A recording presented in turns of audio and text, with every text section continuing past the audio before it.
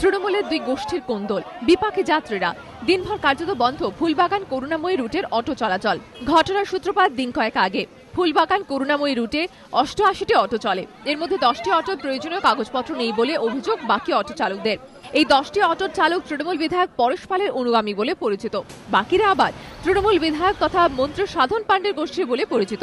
সম্প্রতি অটো দৌরাত্ম্য বন্ধ করতে পরিবহন মন্ত্রীর উদ্যোগের পরই পরেশ পালের অনুগামী এই 10টি অটোর চালককে কাগজপত্র জমা দেওয়ার জন্য সাধন পাণ্ডে গোষ্ঠীর অটো চালকরা চাপ দিতে শুরু করেন বলে অভিযোগ। এরপরই বুধবার তৃণমূলের বিধায়ক পরেশ পালের অনুগামী অটো চালকরা সাধন পাণ্ডে গোষ্ঠীর অটো চালকদের উপর চড়াও হন বলে অভিযোগ। আহত হন বেশ কয়েকজন।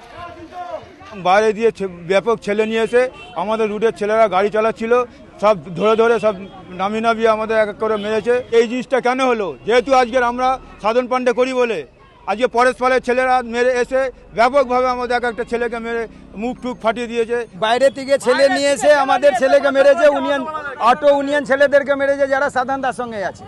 যারা মেরেছে তারা দিলীপ সিং নিয়েছে, দিলীপ সিং পরেশ পাল ছেলে 31 নম্বরে, ওই 33 নম্বরে পরেশ দা ওইখানকার এমএলএ, ওইখান থেকে ছেলেগুলো নিয়ে এসে 31 নম্বরে মারধর করাচ্ছে।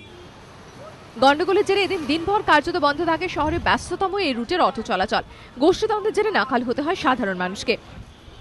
এই তো রোদ্রে আছে, দাঁড়িয়ে আছি, আধ ঘন্টার থেকে বেশি দাঁড়িয়ে আছি, আর এত অসুবিধা হয়ে যাচ্ছে, আর যখন তখনই বন্ধ করে দিচ্ছেন। খুব প্রবলেম এই রোদ্দুরের মধ্যে দাঁড়িয়ে আছি।